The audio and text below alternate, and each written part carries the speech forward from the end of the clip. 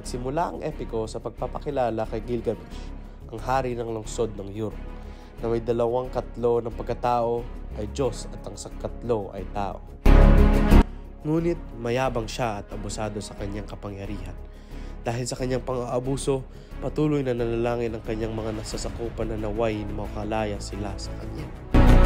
Tinungon ng Diyos ang kanilang dasal, nagpadala ito ng isang tao kasing laki ni Gilgamesh, si Enkidu, na lumalaking kasama ng mga hayop sa kagubatan. Nagpang-amok ang dalawa nang sila'y magkita. Nanalo si Gilgamesh, ngunit sa bandang huli, naging matalik na magkaibigan sila. Di naglaon, naging kasama ni Gilgamesh si Enkidu sa kanyang mga pakikipaglaban. Una, pinatay nila si Humbaba, ang demonyong nagbabantay sa kagubatan ng Cedar. Pinatag nila ang kagubatan nang tangkain nilang sirain ng Diyosyang si Ishtar na nagpahayag ng pagnanasa kay Gilgamesh.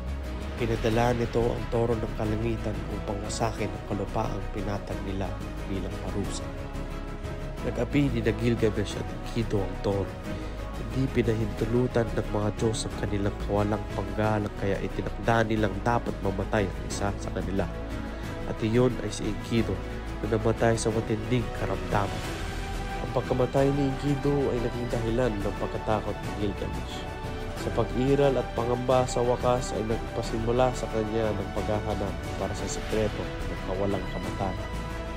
At ang isang paraan upang muling buhayin si Enkidu, naglakbay siya ng malayo sa mga bundok at mga desyerto na umaasang mahanap si Utnapishtim, ang taong nakaligtas sa malaking baha, nagandapilaan ng mga Diyos na may kawalang kamatayan.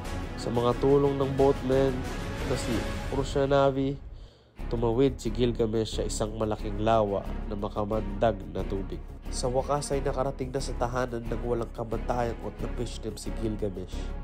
Ngunit sa disappointment ni Gilgamesh, ipaniliwanag ni Utnapishtim sa kanya na ang mga Diyos lamang ang makakapagbigay ng buhay na walang hanggang. Kahit na mayroong isang mapaghimala na halaman sa kailaliman ng dagat na kayang pagsilahin ng sino mang kumain nito na napapahaba ang kanilang buhay. Si Gilgamesh ay sumisid sa dagat at natagpuan ang halaman. Ngunit nang bumalik siya sa ibabaw ay iniwan niya ito sa pampang ng lawa. Habang siya ay nililigo upang linisin ang kanyang sarili mula sa mahabang paglalakbay, ay may isang kakilakilabot na nangyari.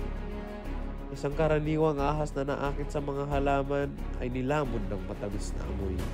Ito nang mapansin na ni Gilgamesh ang nangyari, huli na ang lahat.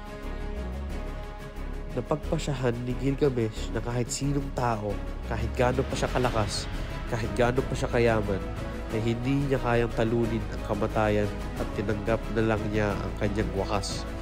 Bumalik si Gilgamesh sa Uruk at sa unang pagkakataon ay napansin niya kung gaano kaganda at tatagan ang kanyang lungsod.